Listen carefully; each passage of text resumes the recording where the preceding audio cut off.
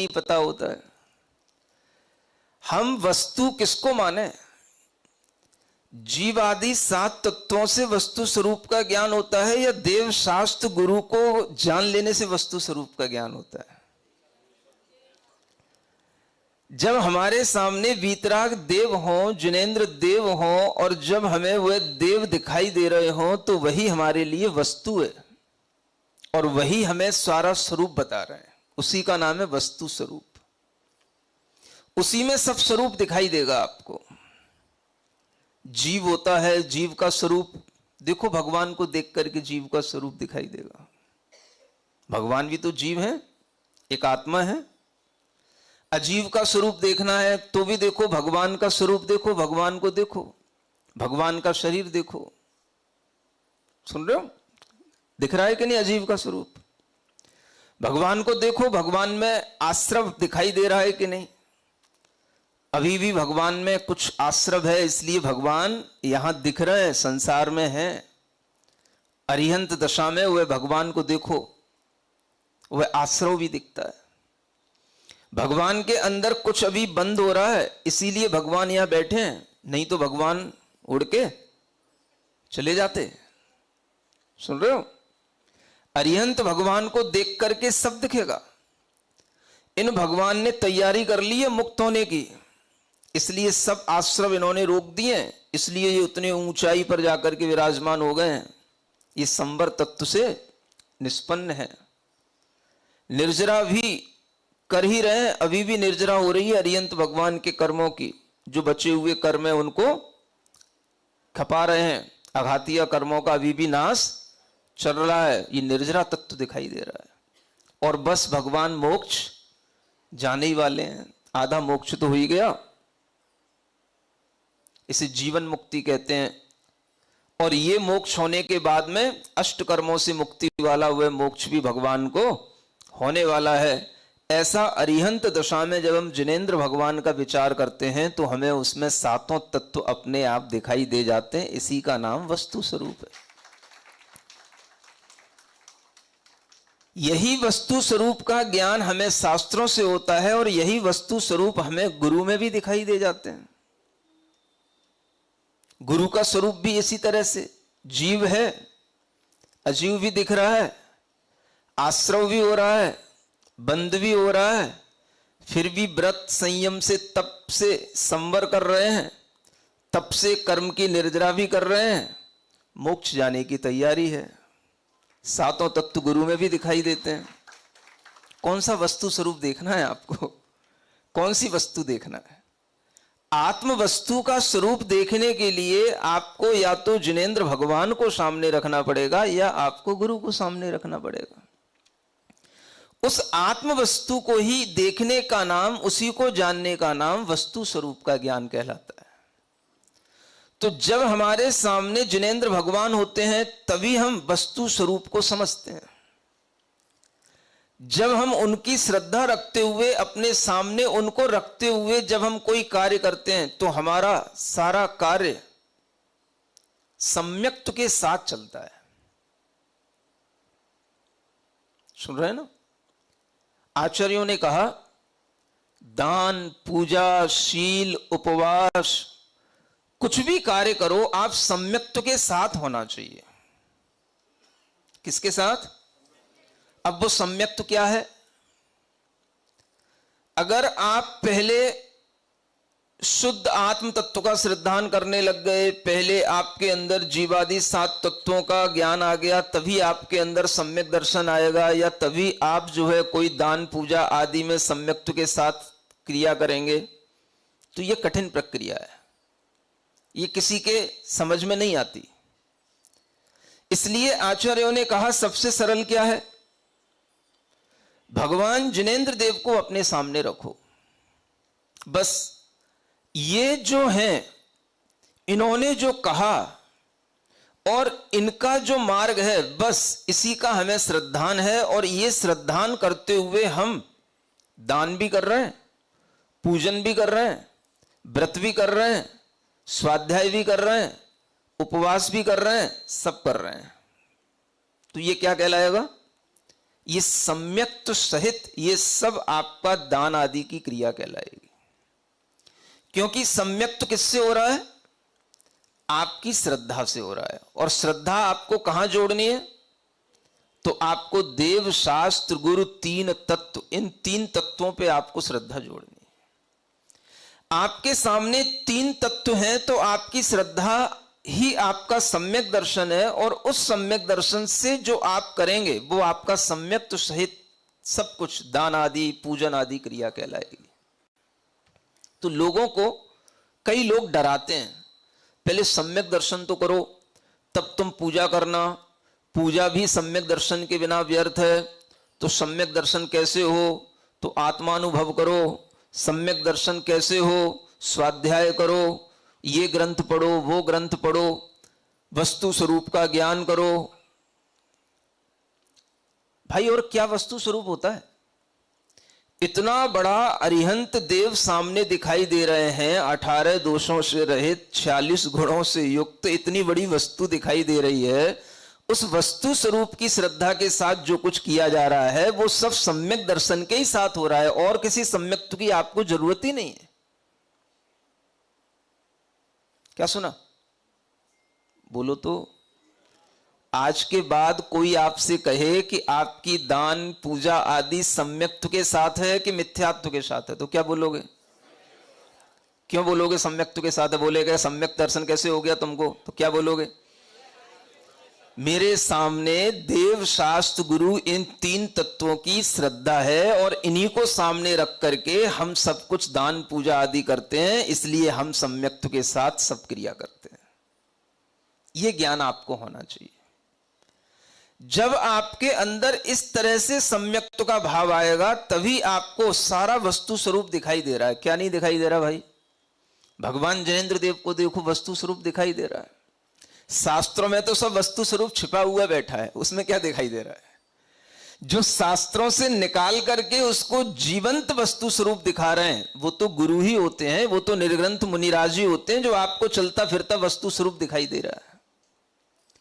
अब इस वस्तु स्वरूप की श्रद्धा के साथ ही जो आप दान, पूजा, शील, उपवास आदि का कार्य करेंगे वह सब आपके लिए सम्यक्त्व के साथ क्रिया कहलाएगी, और वह सम्यक दर्शन के साथ होने वाला कार्य कहलाएगा। यह आपके दिमाग में बिल्कुल क्लियर होना चाहिए। तब आप किसी दूसरे की बातों में बहकावे में नहीं आएंगे। तो जब हमारे सामने यह सम्यक दर्शन है तो यही हमारे लिए परमार्थ है। परमार्थ माने यही हमारा निश्चय है। क्या निश्चय है? देव ऐसे होते हैं, गुरु ऐसे होते हैं, शास्त्र ये होते हैं, इसके अनुसार चलना, इन्हीं की अपनी श्रद्धा करना, इसी का नाम हमारा परमार्थ है। क्योंकि यही हमें परमार्थ दिखाई दे रहा है। भगवान जिनेंद्र देव दिख रहे हैं कि नहीं आपको? नहीं दिखते? दिखते हैं ना? मंदिर में भी दिखते हो, मंदिर के बिना भी दिखते हैं कि नहीं दिखते हैं? नहीं दिखते हैं तो कभी आराम ध्यान किया करो, उसमें भी दिखाया जाता है बड़ा बड़ा भगवान जिनेंद्र देव को कैसे हम अपने ध्यान का विषय बनाएं, उसमें भी कभी कभी बताते हैं। तो ध्यान से ही भगवान दिखेंगे, तो वह भगवान को देखने के लिए भी, श्रद्धान करने के लिए भी हमारे पास जो ये ज्ञान है यही परमार्थ का ज्ञान है। मोक्ष तत्व का ज्ञान, सिद्ध परमेष्ठी का ज्ञान, ये सब परमार्थ ज्ञान ही कहलाता है। और यही परमार्थ की श्रद्धा करते हुए अपने को इन सब दान आदि कार्यों में लगना, ये सम्यक्त्व के साथ सब कार्य कहलाता है। तो बात थी देव की, शास्त्र की और गुरु की, और इन्हीं को तीन तत्वों के रूप में जब हम प्रतिष्ठित कर लेते हैं तो आपको यह पता होना चाहिए यही वस्तु स्वरूप है जो यहां दिखाई दे रहा है। आ गया समझ में? वस्तु स्वरूप की सिद्धि शास्त्रों से होती है तो इसी रूप में होती है। तो यह वस्तु स्वरूप ध्यान में रखते हुए जब हम गुरुओं को देखते हैं तो हमारे सामने ये गुरुओं की अनेक धाराएं, अनेक परंपराएं हमारे सामने दिखाई देती हैं।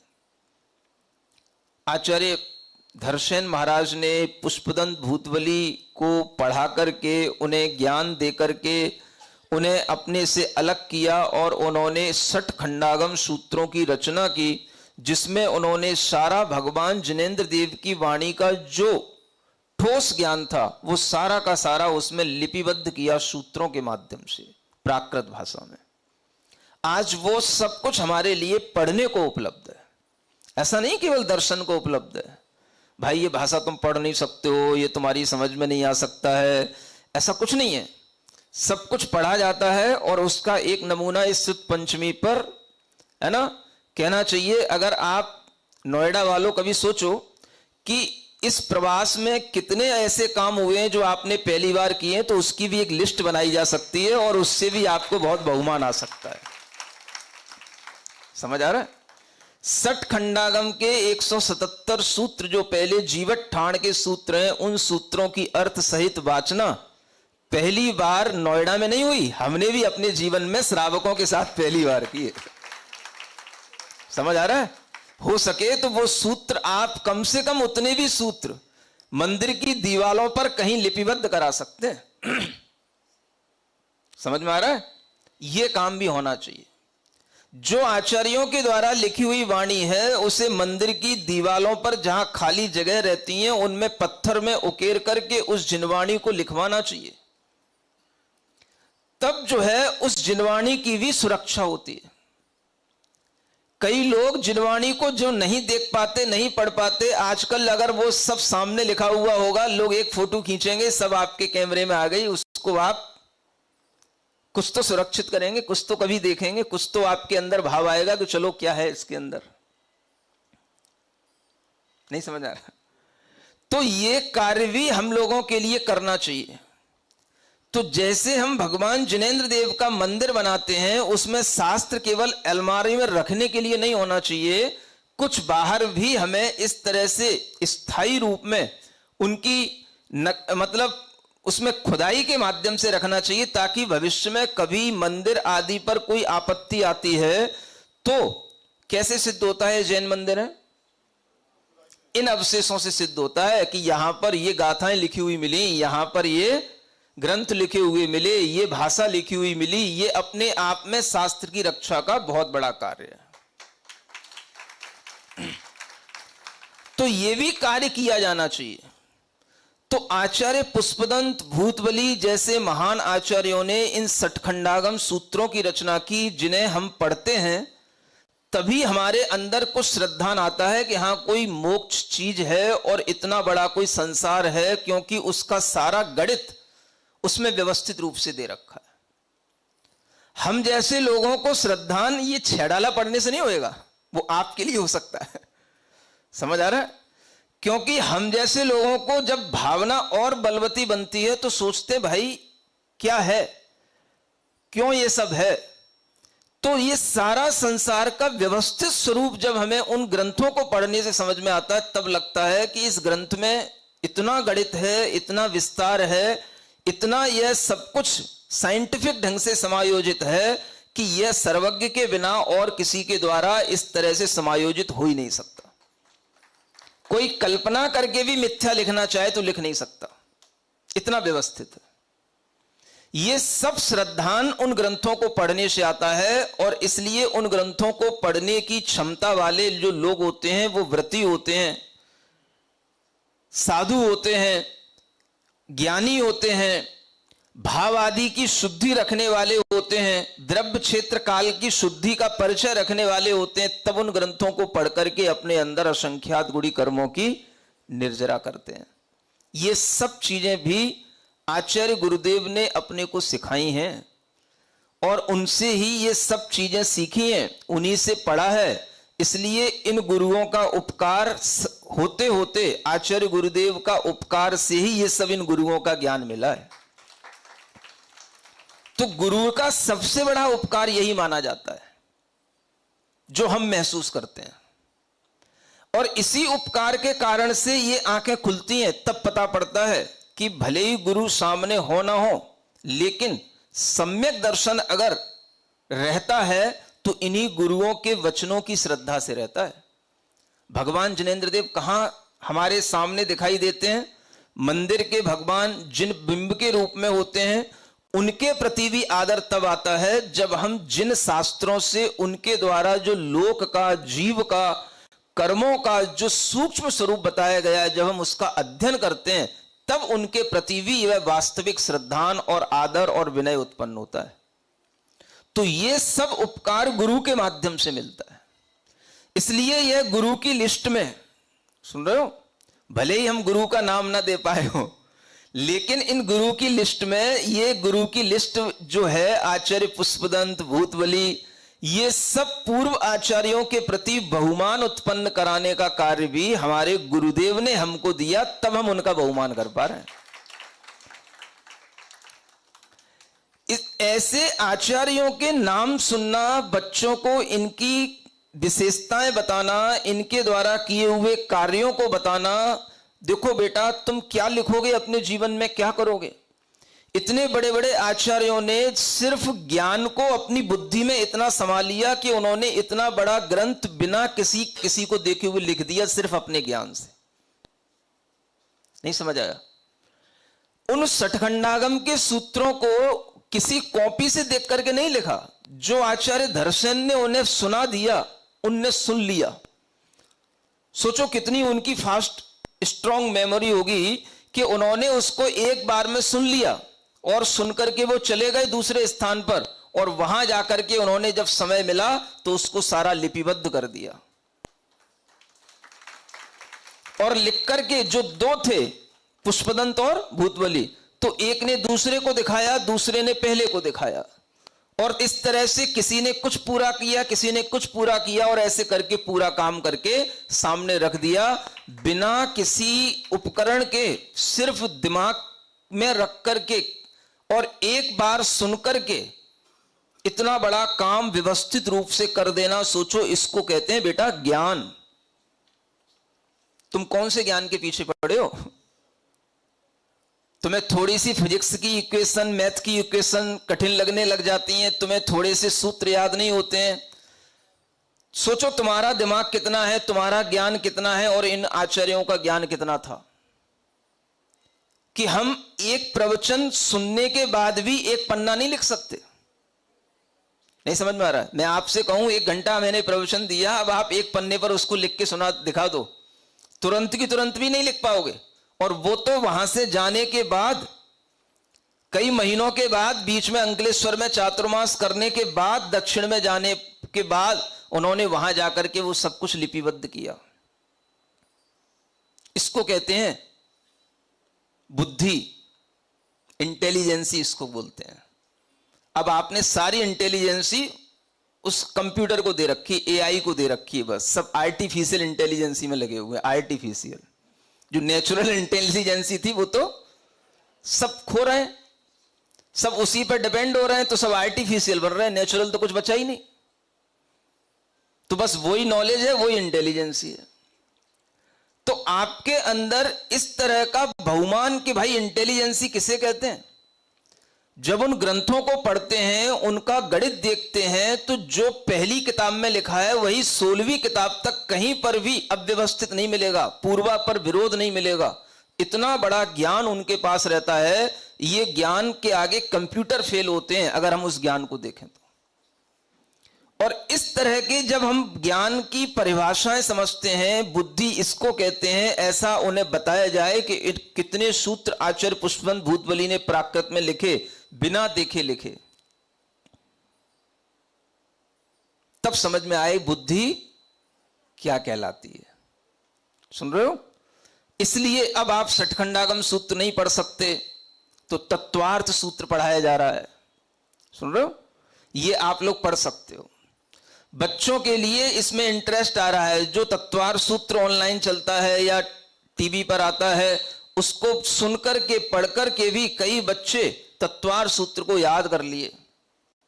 ये तत्वार्थ सूत्र पढ़ाने का, सुनने का सबसे अच्छा कार्य हमें देखने को मिला, और उन कई बच्चों ने, छोटे छोटे बच्चों ने 10 अध्याय तक भी तत्वार्थ सूत्र के याद कर लिए, और वो आ करके सुनाते हैं। तो चलो कम से कम कुछ बुद्धि तो कहीं है, उसी को बुद्धि कहेंगे। जो बुद्धि इस तरह की चीजों को स्मरण कर रही हो, सीख रही हो, उसी को बुद्धि कहते हैं। और इस तरह की चीजें सीखने में आपको तभी आनंद आएगा जब आप इन आचार्यों के ज्ञान की तरफ झुकेंगे, उनके चरित्र को पढ़ेंगे, उनके विषय में जानेंगे कि ईसा की प्रथम शताब्दी में भी ऐसे महान आचार्य हो गए जिन्होंने इतना कुछ लिख दिया। और फिर उसके बाद अनेक आचार्य हुए, आचार्य कुंद इनके बाद हुए, पुष्पदंत और भूतबली के बाद में आचार्य कुंद हुए, जिन्होंने प्राकृत भाषा में भी समय सार, नियम सार, प्रवचन सार, पंचास्तिकाय, अष्टपाहुड़ जैसे अनेक ग्रंथों की रचना की। सारे ग्रंथ उन्होंने गाथाओं के माध्यम से रचित किए और भगवान जिनेंद्र देव का जो सिद्धांत है, जो परमार्थ ज्ञान है, वो सारा का सारा उन्होंने उसमें रखा।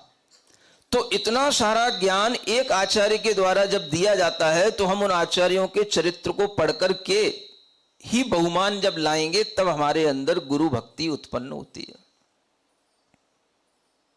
तो ये ज्ञान बच्चों को देना चाहिए। फिर आचार्य कुंद के बाद में आचार्य उमा स्वामी हुए, जिन्होंने ये तत्वार सूत्र ग्रंथ की रचना की। जिस तत्वार सूत्र में उन्होंने छोटे छोटे सरल सूत्रों में पूरे जैन दर्शन को एक सिस्टमेटिक ढंग से उन्होंने लिपिबद्ध किया और जिसके माध्यम से उन्होंने जीवादि 7 तत्वों की प्रूपणा उसके अंदर कर दी और सारा ज्ञान उसके अंदर समाहित कर दिया। और उस ग्रंथ के ऊपर फिर अनेक अनेक आचार्यों ने उसका टीका माने एक्सप्लेनेशन किया, उसके ऊपर अपनी कमेंट्री की संस्कृत में इत्यादि में। तो वो सब चीजें जब हमारे सामने आती हैं तब हमें गुरुओं के प्रति बहुमान आएगा। सुन रहे हो? हाँ, आज तक आपने इन गुरुओं की परंपराओं के प्रति बहुमान नहीं किया। बस हमें भगवान जिनेंद्र देव की श्रद्धा है, उनकी तो हम आरती उतार लेते हैं। सुन रहे हो? बाकी गुरु के नाम पे जो सामने होते हैं उनकी आरती उतार लेते हो। नहीं समझ में आ रहा है? उनके प्रति अपना भावना रख लेते हो, लेकिन इनका किसी को ज्ञान नहीं है और इनके बिना हमारा कोई अस्तित्व नहीं है। आज हम अगर जी रहे हैं तो किससे जी रहे हैं? इन्हीं के ज्ञान से जी रहे हैं। तो इन गुरुओं का ज्ञान, जिनमें इसके बाद उमा स्वामी महाराज के बाद प्रमुख आचार्य आते हैं मुनि समंत भद्र, ये समंत भद्र। फिर उसके बाद में पूज्यपाद, पद पूज्य, इसमें दोनों अर्थ निकलते हैं। जिनके पद पूज्य थे वो पूज्यपाद, अथवा इन सभी के पदों को मैं नौमी माने नमस्कार कर रहा हूं।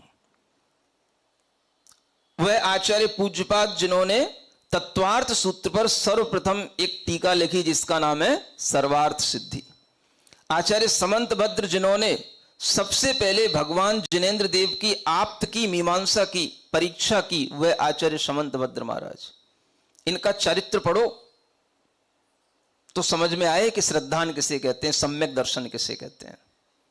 जिन्होंने अपने श्रद्धान के बल पर, अपने सम्यक्त्व के बल पर सब कुछ छोड़ दिया लेकिन सम्यक्त्व नहीं छोड़ा, और उस सम्यक्त्व के बल पर अपनी जान की भी अगर वह बाजी लगा दी उन्होंने, तो उसकी भी रक्षा उन्होंने भगवान की भक्ति से की।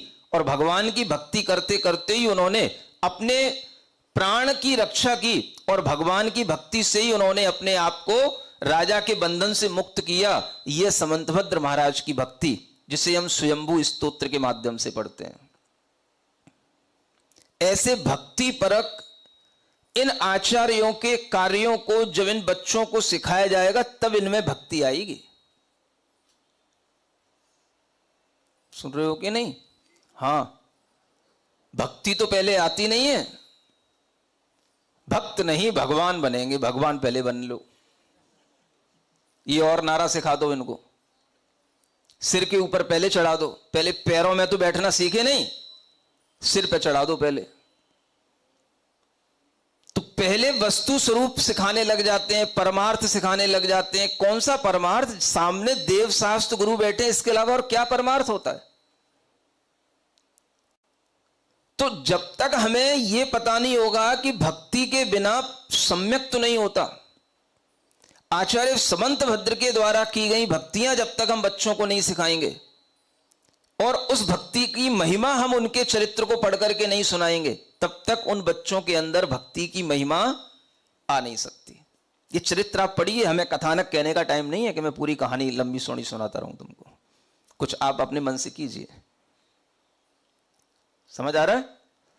तो इन आचार्यों के बारे में छोटी छोटी जानकारियां देना, ये महान आचार्यों के चरित्र के बारे में बताना, ये बच्चों के ऊपर वह संस्कार डालना जिससे ये महान बनने की भावना कभी कर सकते हैं। नहीं तो ये सब क्या, इंजीनियर बनना है, डॉक्टर बनना है, सीए करना है, बस इसी में लगे रहते हैं। किसी बच्चे के अंदर यह भावना तब आएगी कि मैं भी कुछ ऐसे सूत्र लिखूं, मैं भी कुछ जैन दर्शन की वृद्धि के लिए कुछ कार्य करूं, मैं भी इन आचार्यों को पढ़ करके इसी तरह के महान आचार्य बनने की भावना करूं। यह भावना भी इन बच्चों के अंदर तब आएगी जब ये कुछ इनको पढ़ाया जाएगा। सुन रहे हो? वीतराग विज्ञान पढ़ाने से कुछ भावना नहीं आएगी। ये किससे पढ़ाने से आएगी? ये नई छैडाला के अंदर जो जैन विज्ञान दिया हुआ है उसको पढ़ाने से आएगी। इसलिए बच्चों को ये सिखाओ और इन आचार्यों के बारे में थोड़ा थोड़ा बताओगे तब आपको भी समझ में आएगा। आचार्य पूज्यपाद महाराज भी एक महान आचार्य हुए समंतभद्र महाराज के बाद में, जिन्होंने इष्टोपदेश, समाधि तंत्र, सर्वार सिद्धि जैसे ग्रंथों के अलावा कहा जाता है उन्होंने आयुर्वेद के ऊपर भी बहुत लिखा था, लेकिन आज उपलब्ध नहीं है। समझ आ रहा है? कहते हैं उनके बारे में कि उन्होंने मन, वचन और काय तीनों की शुद्धियों के लिए उन्होंने ग्रंथ लिखे। मन की शुद्धि के लिए उन्होंने अध्यात्म के ये ग्रंथ लिखे, इष्टोपदेश, समाधि तंत्र। वचन की शुद्धि के लिए उन्होंने जैनेन्द्र व्याकरण जैसे ग्रंथ लिखे। जैनेन्द्र व्याकरण है एक, उन्हीं के नाम से प्रसिद्ध है। और काय की शुद्धि के लिए उन्होंने आयुर्वेद जैसे ग्रंथ रचे। माने मन, वचन, काय तीनों की शुद्धि पूर्वक रत्नत्रय की ओर ले जाने वाले, रत्नत्रय की शुद्धि कराने वाले ये आचार्य का नाम है पूज्यपाद आचार्य। तो हम कुछ जाने, कुछ बच्चों को बताएं अपने इतिहास के बारे में, पूर्वजों के बारे में। हम जितना अच्छा बताएंगे बच्चों के अंदर उतना ही ज्यादा जैनत्व के प्रति बहुमान आएगा। सुन रहे हो? केवल हमारे सामने उदक चंदन करने से कुछ नहीं होएगा। नहीं समझ में आ रहा है? महाराज आप चलो, आप ही वहां पे सबको बताना, आप ही पढ़ाना। तो हमारे पास केवल एक ही तरह के बच्चे होंगे क्या? हम एक जगह चले जाएंगे तो एक जगह के बच्चों को लाभ मिलेगा, समूचे भारत के बच्चों को लाभ कैसे मिलेगा? वो तो आपको कहीं ना कहीं ये मानसिकता बनानी पड़ेगी कि जो हमें इंस्ट्रक्शन दिए जा रहे हैं उसके अनुसार हम कुछ ना कुछ करें, तब हम अपने अपने स्थानों पर अपने अपने बच्चों को लाभ दे पाएंगे। सुन रहे हो? तो कहां जाएं महाराज? गुड़गांव वाले बैठे हैं वहां चलो, नोएडा वाले कहते हैं यहीं रहो, है? दिल्ली वाले कहते हैं दिल्ली चलो। क्या सुन रहे हो? तो कहीं एक जगह जाना होगा, लेकिन इसका मतलब ये नहीं है कि महाराज हमारे यहां नहीं आए तो अब हम कुछ नहीं करेंगे, अब हम अपने मन की करेंगे। ऐसा भी होता है क्या? नहीं समझे? अब आपने हमारी विनती नहीं सुनी तो हम भी आपकी नहीं सुनेंगे। तो फिर क्या होगा? हो सकता है कि हमारे अंदर ऐसा भी भाव आ जाए, विचार आ जाए, लेकिन अगर ये आए तो तुरंत रोकना। इसी का नाम क्या है? सम्यक दर्शन। इसी का नाम है गुरु श्रद्धा। सुन रहे हो? अगर ये बनी रहती है तो भाई समय आज भी आया है, समय कल भी आएगा। अब मान लो 4 लड्डू सामने हैं तो चारों को एक साथ तो मुंह में नहीं रखा जाता, एक एक करके रखे जाएंगे ना। नहीं समझ आ रहा है? तो उतना भी तो धैर्य रखना पड़ेगा कि भाई चलो कोई बात नहीं। नहीं समझ में आ रहा है? एक बार में एक लड्डू खाया, दूसरी बार में दूसरी जगह खाया, तीसरी बार में तीसरा खाया। तो ये सब भी धीरे धीरे होता है तो हमारे अंदर भक्ति बढ़ती रहती है। क्या सुन रहे हो? भक्ति बढ़ाई भी जाती है कि नहीं? कैसे बढ़ाई जाती है? भूख भी बढ़ाई जाती है कि नहीं? कैसे बढ़ाई जाती है? भोजन सामने रखा हो और मां कहे कि नहीं थोड़ा रुक जा, बैठ ले, थोड़ा शांति रख, थोड़ा नौबाड़ मुकारवन पढ़ ले, पढ़ लिया जल्दी जल्दी, नहीं नहीं नहीं थोड़ी सी और तू वर्धमान स्तुति पढ़ ले तो वो जान रही है कि अगर ये जल्दी से अभी खाना शुरू कर देगा तो इसको लग तो रहा है कि मैं खा लूं जल्दी सामने दिख रहा है, लेकिन अभी इसको भूख नहीं लग रही है, इसका समय अभी अप्रोप्रिएट नहीं है, तो वो थोड़ा सा उसको इंतजार करा रही है। जैसे ही उसकी भूख बढ़ेगी, जैसे ही उसको लगेगा कि हां अब ये बिल्कुल रहा नहीं जा रहा इससे, सोई उसके सामने लाके थाली रख देगी। सुन रहे हो? हाँ, ये तरीका होता है खिलाने का और यही तरीका होता है खाने का। क्या सुन रहे हो? किसके सामने रखी जाए थाली तो यह सब कुछ ज्ञान विज्ञान इसी श्रद्धा के साथ चलता रहता है, और जब श्रद्धा रहती है तो भूख भी बनी रहती है, भूख रहेगी तो कभी ना कभी मिलता रहता है। ये भूख बनी रहना बड़ी चीज होती है, इसी को कहते हैं भक्ति की भूख। किसकी भूख? हाँ, तो भक्ति की भूख बनाए रखो। गुरु के प्रति श्रद्धान है तो ये इस बात से ही पता चलेगा कि उनकी भक्ति कभी भी रुकी नहीं, चलती रहेगी, और वो भक्ति की भूख हमारे अंदर बनी रहेगी। ये भक्ति की भूख से ही हमारा श्रद्धान बढ़ेगा, सम्यक दर्शन पलेगा। सुन रहे हो कि नहीं? किसके लिए कहा जा रहा है? किसके लिए कहा जा रहा है? सबके लिए कहा जा रहा है, किसी एक के लिए नहीं कहा जा रहा है। तो यह आचार्य जो समंतभद्र हुए, पूज्यपाद हुए, इसके बाद में एक आचार्य अकलंक हुए, सुनाओ इनकी घटनाएं बच्चों को समझ में आए कि धर्म सीखने के लिए एक भाई की जान दे देना, गवा देना, और धर्म सीखने के लिए तत्पर होना, और इसलिए कि हम ये भी जाने कि जब तक हम दूसरे के द्वारा किया हुआ जो कुछ भी किया जा रहा है, वो भले ही हम जिसे अधर्म कहते हैं, लेकिन उसका भी जब तक हमें ज्ञान नहीं होगा तब तक हम धर्म को सही ढंग से दूसरे के लिए समझा नहीं पाएंगे। तो इस तरह का ज्ञान जिन आचार्यों को रहा, ऐसे आचार्य अकलंक देव जिन्होंने अनेक अनेक ग्रंथों की ऐसी न्याय शास्त्रों से भरपूर टीकाएं की हैं कि जिनकी आज तक हिंदी भी करने की किसी की ताकत नहीं आ पाई, ऐसे आचार्य अकलंक देव हुए हैं। तत्वार सूत्र के ऊपर जिन्होंने सर्वार्थ सिद्धि से भी बड़ी एक और टीका की, राजवार्तिक के नाम से। आचार्य समंतभद्र के द्वारा लिखी हुई आप्त मीमांसा के ऊपर उन्होंने एक अष्टशती बनाई।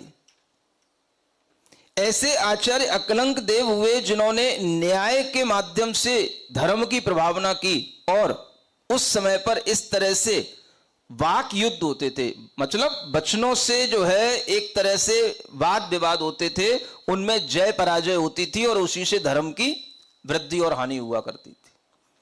तो ऐसे आचार्य अकलंक देव ने अपने पांडित्य से इस तरह से धर्म की प्रभावना अपने समय पर की। उनका हम कथानक पढ़ें, बच्चों को सुनाएं, तब समझ में आए कि धर्म की प्राप्ति के लिए ये आचार्य कैसे अपना जीवन जिए,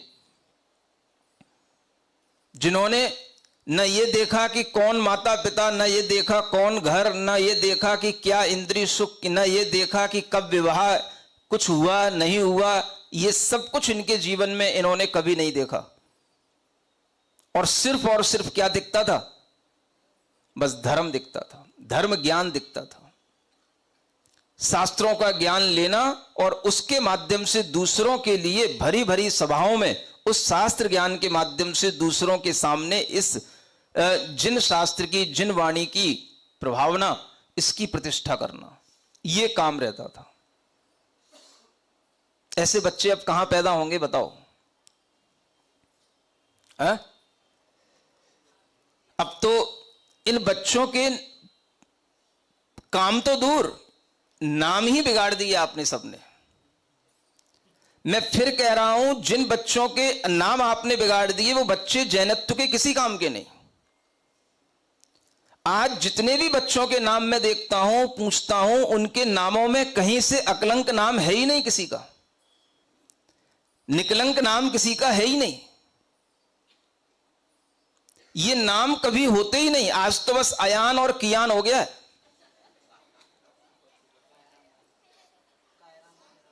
अयान, कियान, इयान, वियान, बस ये नाम जिनके कोई मीनिंग नहीं है नाम मालाओं के अंदर, ना हिंदी में, ना संस्कृत में, ना प्राकृत में। बस गूगल न जाने कहां से क्या दिखाता रहता है, कौन सी भाषा के नाम है, और इन सब नामों के कारण से आप अपनी संस्कृति बिगाड़ रहे हैं। मैं फिर कह रहा हूं, जिन बच्चों के नाम है अयान, कियान, वियान, मियान, इयान, ये नाम बदल लेना, ना मेरा आशीर्वाद इन बच्चों को कभी नहीं मिलेगा। मैं आपको अच्छे से बता रहा हूं आज। हाँ, और इसी तरह से लड़कियों के नाम, ये सायरा, मायरा, आयरा, कायरा, ये सबरी सायरा बानू बन रही हैं। जिन नामों से ही आप अपनी संस्कृति को बिगाड़ रहे हैं, इन नामों के साथ रहने वाले इन बच्चों के लिए मेरा कोई आशीर्वाद नहीं। आपको जैसे जीना हो जियो, मुझे कोई मतलब नहीं। अगर आपको इन बच्चों को आशीर्वाद दिलाना है तो आपको इन बच्चों के नाम अच्छे रखने पड़ेंगे। गूगल हर भाषा के नामों की कोई स्पेलिंग बताता होगा, ये बात अलग है, लेकिन इससे कोई मतलब नहीं होता। मतलब उससे होता है जो जैन संस्कृति के नाम हो। हम कहते हैं जैन संस्कृति ना सही, भारतीय संस्कृति के नाम हो। कोई नाम संस्कृत के हो, चंद्रमा, सूर्य, कमल, पौधे, वृक्ष, किसी के भी नाम हो, कोई नाम तो हो जो भारतीय संस्कृति, प्रकृति के किसी नामों से जुड़ा हुआ हो। इन नामों का कोई प्रयोजन नहीं है। जो नाम शास्त्र में नहीं आते, जिन नामों का कोई भी उल्लेख हिंदी साहित्य में नहीं मिलता, वो नाम आज चलने लगे। ये भारतीय संस्कृति को बिगाड़ने वाले नाम है। न केवल जैन संस्कृति को, पूरी भारतीय संस्कृति को बिगाड़ने वाले नाम है। ये नाम रखने का ही बहुत बड़ा प्रभाव पड़ता है। अगर आप जैन हैं तो आप जैन शास्त्रों के अनुसार, जैन संस्कृति के अनुसार नाम रखें। इतना भी ना बने तो भारतीय संस्कृति के अनुसार नाम रखें। नामों की कमी हो तो मेरे पास आए, मेरे पास लिस्ट है नामों की। नाम माला में नामों की भरमार है। जिन नामों का कोई महत्व होता है, उन नामों को रखने से ही वो बच्चे कभी कुछ काम कर सकेंगे। नाम से ही काम होता है। ये इयान, बियान, कियान, ये किसी काम में नहीं आएंगे तुम्हारे।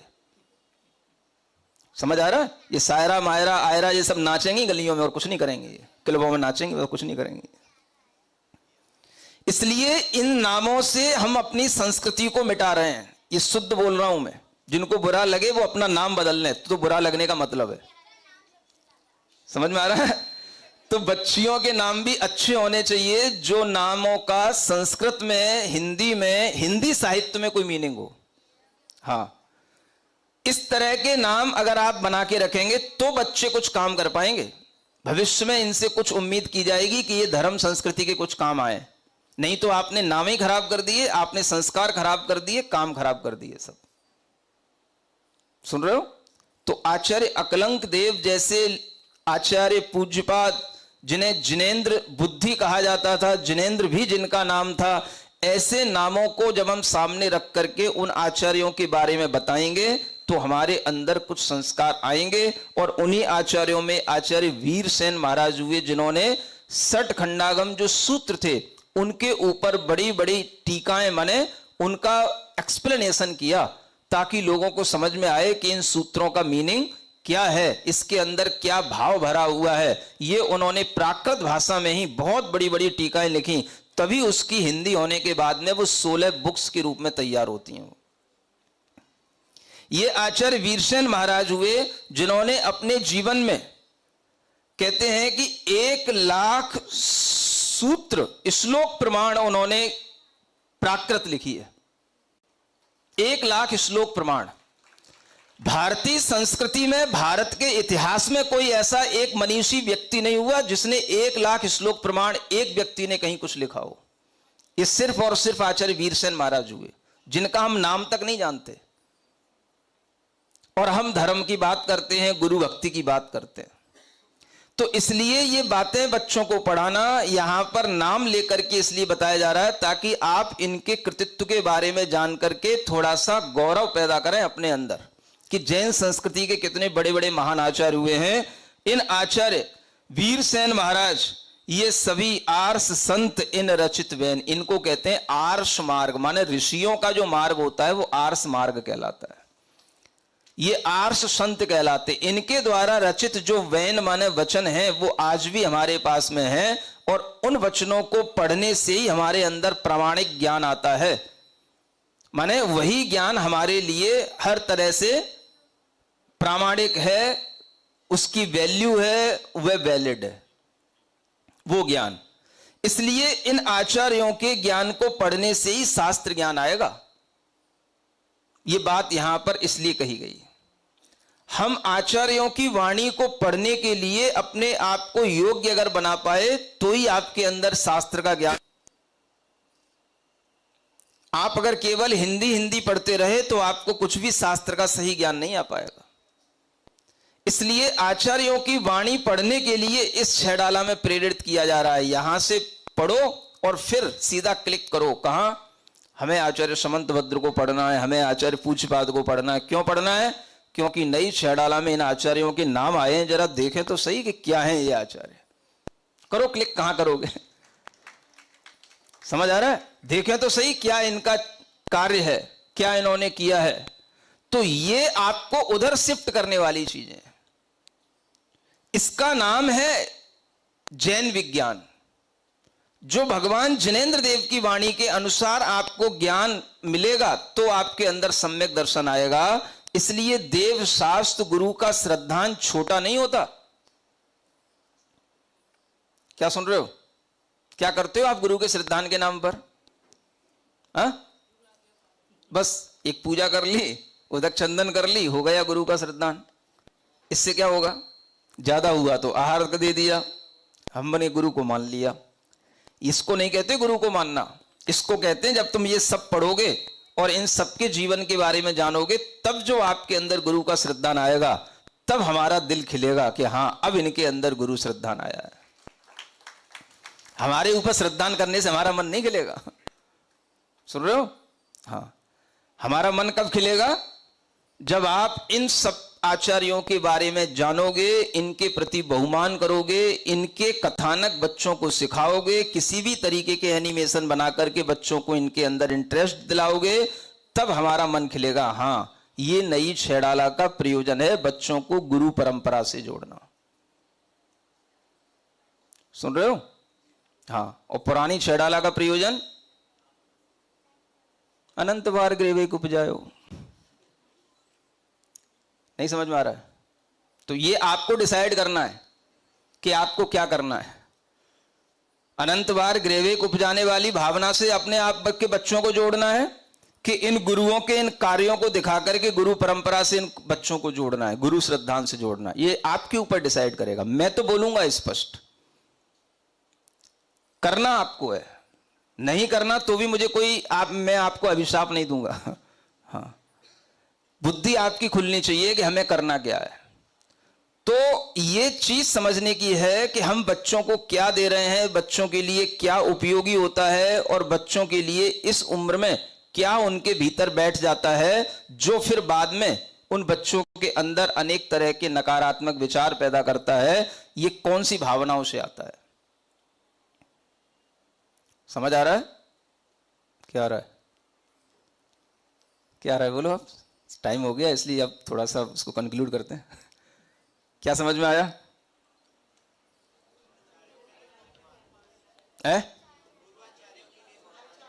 हाँ, पूर्वाचार्यों की लिखी हुई वाणी को पढ़ा जाए, और जब ये पढ़ोगे तभी आपके लिए ये बात समझ में आएगी, है ना? अगर आप कहो तो मैं 2 लाइनें और पढ़ देता हूं। ये सब उसका कंक्लूजन ये है। सूरज सूर्य के ग्रंथ पाय, अविरत जुगनू क्यों शास्त्र गाय, मुनि वचनों की श्रद्धा जुधार, समकित 8 अंग समेत सार। पढ़ो।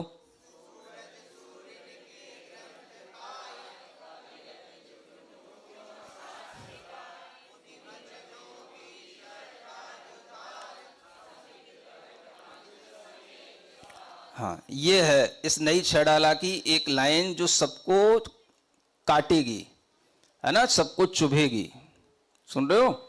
सब लोग इस पर प्रश्न खड़ा करेंगे, फिर भी ये पढ़ी जाएगी, फिर भी ये बोली जाएगी। क्या आप लोगों ने इतना कुछ मचा रखा है, इसलिए इस लाइन के माध्यम से आपको समझाया जा रहा है। अब कंक्लूजन क्या निकालना है? सूरज सूर्य के ग्रंथ पाए। जो हमारे पास ऐसे सूरी माने आचार्य हुए हैं, जो सूर्य की तरह चमकने वाले, सूर्य की तरह प्रकाश देने वाले, ज्ञान का प्रकाश देने वाले आचार्य हुए हैं। इतना बड़ा बड़ा हमें ज्ञान का भंडार इन्होंने दिया है। उनके ग्रंथों को प्राप्त करने के बाद हम क्यों अविरत जुगनू, क्यों गीत गाए, उनके शास्त्र क्यों गाए? जो कोई अविरत हुए हैं, भले ही हों अपने लिए सम्यक दृष्टि, हो विद्वान हुए, गृहस्थ हुए, उनके ही ग्रंथों को हम प्रमुख क्यों बना करके रखें अपने जीवन में? उनके ही शास्त्रों को क्यों गाया जा रहा है? हम आचार्य प्रणीत ग्रंथ क्यों ना पढ़ें? मुनियों के द्वारा लिखे हुए ग्रंथ क्यों ना पढ़ें? अगर हम मुनि परंपरा के हैं, देव शास्त्र गुरु की परंपरा के हैं तो। और अगर उन अविरतों के ग्रंथ भी पढ़ना पड़े तो वो पढ़ें जो उस परंपरा को बढ़ाने वाले हो, जिन्होंने अपनी एक नई परंपरा डाल रखी है वीतराग विज्ञान का टैग लगा करके। वो परंपरा तो इस जैन परंपरा से ही अलग हट गई, और उनकी परंपरा के अगर हम ग्रंथों को पढ़ते हैं तो हम इस जैन परंपरा से अपने आप कट गए। ये आचार्यों की परंपरा से हम अपने आप को हटा दिए। किसी को भी नहीं मालूम आचार्य अकलंक देव और समंत भद्र के नाम, सिर्फ अगर थोड़ा सा गुणगान है तो आचार्य कुंद कुंद का है और किसी का नहीं। तो ये सब जो कुठाराघात हम अपने ही आचार्यों पर कर रहे हैं, ये सब इन्हीं ज्ञानों के कारण से कर रहे हैं। एक मोक्ष मार्ग प्रकाशक और दूसरी ये छेड़ाला, ये वीतराग विज्ञान को सपोर्ट करने वाले ये दोनों, ये ज्ञान, ये दोनों ग्रंथ, जिनके माध्यम से हम बच्चों को पढ़ा पढ़ा करके उनकी कोमल बुद्धि में भर रहे हैं। क्या भर रहे हैं? क्या भर रहे हैं? बोलो क्या भर रहे हैं? समझ आ रहा है क्या भर रहे हैं? तो ये समझने की कोशिश हम क्या भर रहे हैं। इसलिए यहां पर कहा गया ये बात समझने की है, ये लोगों के लिए चुभने वाली बात है। हमें अविरत लोगों के ग्रंथों का स्वाध्याय क्यों करना? क्या हमारे पास आचार्यों के लिखे हुए ज्ञान की कमी है क्या? तो हम अगर आचार्य मनीषी मुनियों के ज्ञान की परंपरा के अनुसार चलेंगे तो उन्हीं के ज्ञान को पढ़े ना। ठीक है, छोटी मोटी विनती लिख देना, छोटा मोटा कुछ स्तुति लिख देना, उसको पढ़ते रहना एक सामान्य लोगों का काम है, वो एक अलग चीज है। वो उनकी अपनी भावना थी, उन्होंने विनती लिखी ताकि तुम लोग कुछ भी नहीं पढ़ना जानते थे, थोड़ा पढ़ना सीख गए। तो ये चीजें तो एक बहुत ही प्राइमरी नर्सरी स्टेज की चीजें हो गई। वही सब हमारे लिए उपादेय नहीं हो गया, उसके आगे भी तो कुछ पढ़ना है भाई। प्रभु पतित पावन कब तक पढ़ते रहोगे? कुछ लेवल बढ़ेगा कि नहीं बढ़ेगा? तो लेवल बढ़ेगा तो क्या पढ़ना चाहिए? कहीं वर्धमान स्तोत्र तक लेवल आना चाहिए, भक्तामर स्तोत्र तक लेवल आता है, फिर और लेवल बढ़ेगा कि नहीं बढ़ेगा? तो फिर स्वयंभू स्तोत्र तक लेवल जाना चाहिए, और बढ़ाना हो तो फिर हमारे पास आना चाहिए, और भी ऊपर की लेवल की चीजें। समझ आ रहा है? तो कब तक प्रभु पतित पावन करते रहोगे? और मैं गारंटी से कहता हूं एक भी व्यक्ति को इस लाइन का अर्थ नहीं मालूम कि प्रभु पतित पावन कैसे कहते हैं। अभी टाइम नहीं है, मैं बता रहा हूं आपको, एक को भी नहीं मालूम प्रभु पतित पावन का अर्थ क्या होता है। मैं कई बार सभा में पूछ चुका हूं। तो ये सब चीजें जो आपके लिए बिना बुद्धि के चल रही हैं, इन सब चीजों का एक समय था जब कभी ऐसे मुनि महाराजों के ज्ञान आप तक नहीं पहुंचते थे। तब जो है इन सब चीजों के माध्यम से आपको थोड़ा सा भक्ति में लगाया गया, वो कार्य ठीक था। लेकिन इसका मतलब ये नहीं कि हम ये भी ना समझें कि हमें कौन सा ज्ञान देकर के कौन से मार्ग पर आगे चलाया जा रहा है और हमें लाइन से अलग भटकाया जा रहा है। जो लाइन पर चलने वाले पंडित हैं, अविरत हैं, उनकी ग्रंथ पढ़ने में कोई दिक्कत नहीं, उनकी भक्तियां पढ़ने में कोई दिक्कत नहीं। लेकिन जो लाइन से हट गए, जिन्होंने अपना एक अलग ट्रेडमार्क बना लिया, अलग ब्रांड बना लिया, तो आपको सोचना है कि आपको उस ब्रांड में शामिल होना है कि या इस निर्ग्रंथ परंपरा की जो ब्रांड चल रही है इसमें शामिल होना है। सुन रहे हो कि नहीं? हाँ, सबको सुना ही रहा हूं मैं। हाँ, क्योंकि कुछ भी चीज को स्पष्ट बोलने वाला जब तक कोई नहीं होगा तब तक आपके दिमाग में कुछ क्लियरिटी आएगी नहीं। क्या समझ आ रहा है? गुस्सा किस किस को आ रहा है ये बताओ मुझे। मेरे ऊपर गुस्सा किस किस को आ रहा है? तो मैं समझू हाँ कोई है पुराना, कोई बैठा हुआ विद्वान, कोई पढ़ा लिखा है। किसी को नहीं आ रहा? मतलब सबको डाइजेस्ट हो रहा है? चलो अच्छी बात है।